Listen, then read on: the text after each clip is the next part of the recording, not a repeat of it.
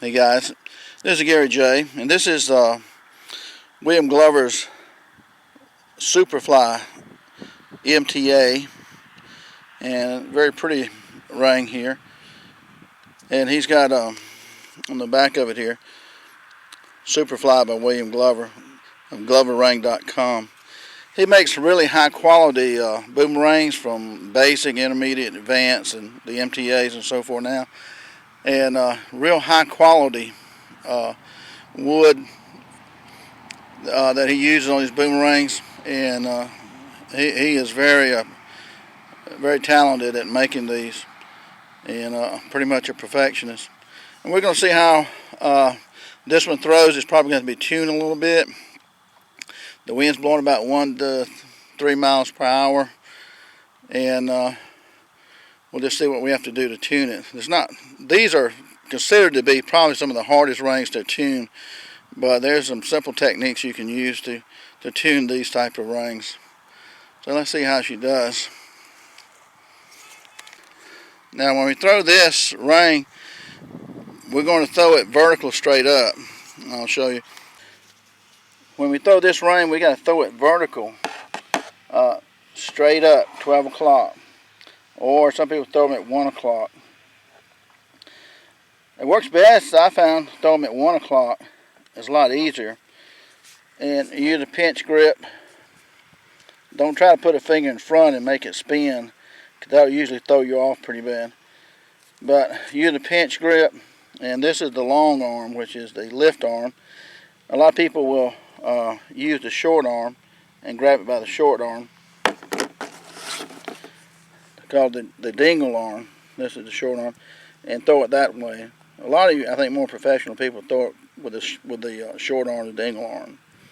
But you want to throw it as far as you can up in the air, straight up, or 1 o'clock, and it should turn as it's going up. It should turn and then hover in a circle around and around and come back down. And that's what they do. The aloft time on some of these can be from 20 seconds to a minute. So it's really beautiful to watch them come down.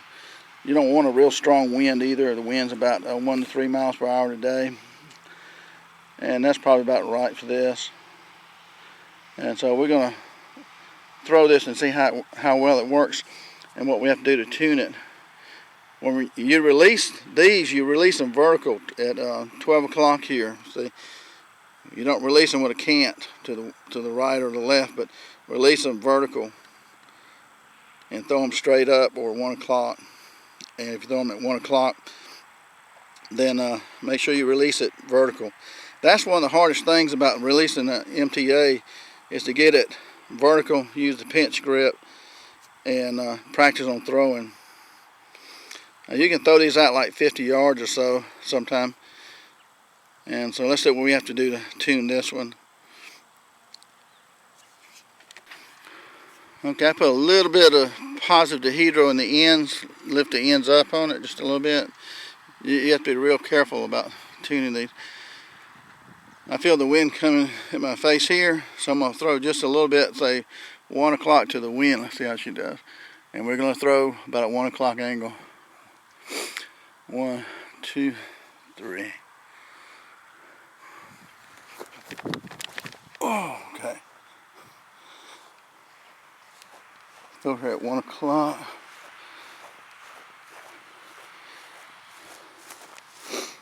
She'll hover down pretty good. Now I threw her to the right of the wind, and she went to the right. Next time I'm throwing directly into the wind. Here we go. Try this again. 1, 2, 3. Up. Then she turn. Loop. Okay. Check the wind. It's not blowing much right now. Let's see. 1, 2, 3. Okay. You should turn and do weld it. One thing I would note about these MTAs, on the color of them, It's really hard to see, but it should be about dead center of the screen right here. If we walk up to it, you can see it better. It kind of blends in with the color of the grass and stuff. It wouldn't be a bad idea to paint a couple of stripes on the back of it about this same color so that you can see it on the ground or in a tree. But don't put tape on it because it'll affect the flight of it. But if you paint it, put a couple of stripes on it, on the back side of it. Makes it a lot easier, especially in a field like this. See, sometimes the wind will catch it and you won't see where it goes. And if you're doing that, then you're in a fix. Here we go. I'm gonna throw her way to the right of the wind this time. She comes right back. 1, 2, 3.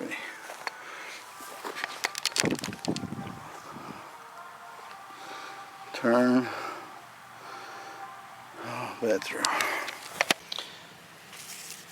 Okay guys, on our MTA, I want to show you how I tuned this one. Before, it was just going straight out and just like a rock, it would hit the ground. It didn't turn. It's supposed to go straight up and then turn. It starts to come back down and just rotate around and around and around to the ground. But it wasn't doing that. So what I did to tune this one, like most of them, you're going to take them, if you can see this. Now this is the tapered end right here. This is the end that tapers down. And on this side right here, this part tapers down on this side right here. So what I'm doing is putting a negative angle attack, as it's called. And by doing that, what I'm doing is I'm pushing down on this right here. I'm turning this down and pulling up on this edge. So I'm just doing like this. Now on the other end, I'm doing just the opposite. I'm taking my thumb and I'm pushing down and I'm pushing up with this finger. I'm pushing up. So I'm turning it this way. On this side, I'm turning it down. Turning it down. So when I hold it in my hand, like this right here, I'm pushing this down and I'm turning this up. Turning this up. And you put this part on your chest or your knee when you do that to support the elbow. And then you turn it like I'm trying to tell you. Push this down and turn it. And when you do that, pick up on the end right here at the same time. Kind of lift this end up when you're turning like that. Pick up this end right here. And that'll give you positive dihedral. This end will end up being elevated. I know it's hard to see on this camera. This end will end up elevated some. You don't want it that much, but and when you're doing this end over here, the dingle arm, the short arm, when you're pulling that up, turn it like that, pull up on the end of it too. So the end will come up and you'll have positive dihedral. Okay, that's kind of what I'm trying to explain.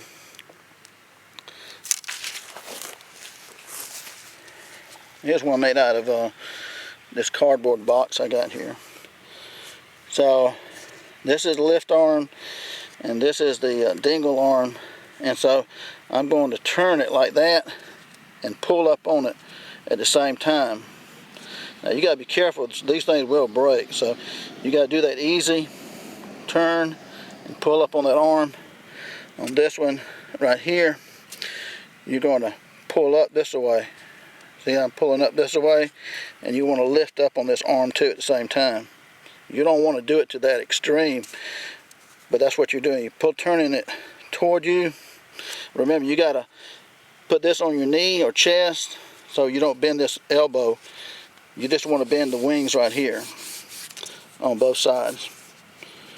Okay, I know it's hard to get in this camera, but okay, so we take here on this side, turn it this way upward and bend the tip of it here up. Okay, so you're turning it. That's kind of the way you're torquing it. Again, this middle part, the elbow, is on something flat or your knee or chest or something like that. On this side over here, you're twisting it. This side right here, down, and lifting up on the tip too. So it looks kind of like this. You won't see it very much twist though, but I'd have it supported in the elbow and then twist and pull up on the tip here. And on this other arm I do the same thing, push down and pull up. But this is supported when you do that. So that's giving it what's called a negative AOA in the limbs here, and giving it positive hedral. This part's coming up a little bit, but when you look at this, you can't really tell that much. On the arms that well, that it's got that much in it. So it's very minute what you're doing, and you keep increasing that until you get the right flight. Now sometimes you may have to do it just the opposite, turn the limbs the opposite direction instead of the way you just did it. But that may give you some idea on tuning these. And let's throw this one more time, make sure it's in tune. Alright, we just did that again with this one, and we're going to see if she's tuned. We still don't have any wind. That makes it easier to throw sometimes, at least 1 to 3 miles per hour wind. 1, 2, 3. Okay. We've got a turn. Turn really pretty.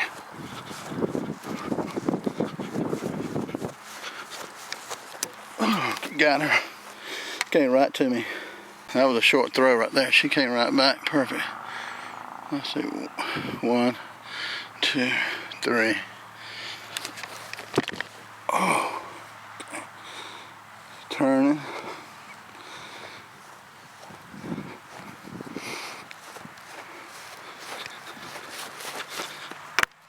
Got her.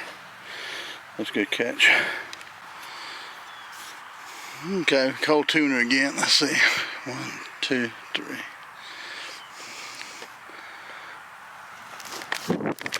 Oh, she was turning good.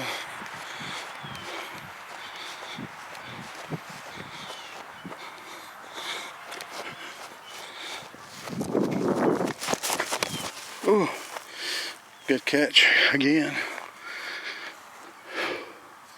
Let's see if we still cold tune. 1, 2, 3. Oh! Yeah, see how she turns.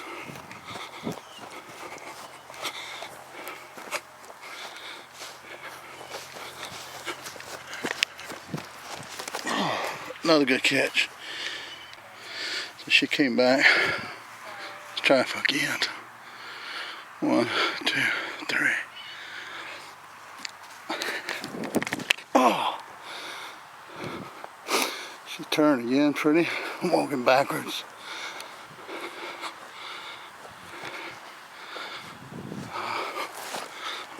Oh, another good catch. I'm holding the camera with my one hand instead of using the helmet. 1, 2, 3. Oh!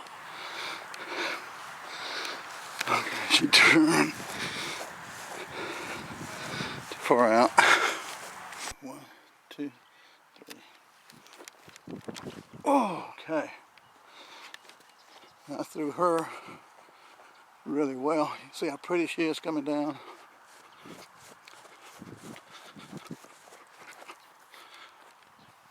Oh, they're right to me. But that's the fun of the MTA, is watching them hover. I've had them up to at least 43, 45 seconds. In competition, they go up to like, I think 30 seconds to a minute. If you get one to go up for a minute, you've really done something. Well, I hope this helps you out with a little bit on these MTAs. Plus, William Glover, gloverring.com, makes great, wonderful boomerangs. So check out his site. And these are a lot of fun. These are not for the beginners, really. They're a lot of fun to play with as you move up on your rings.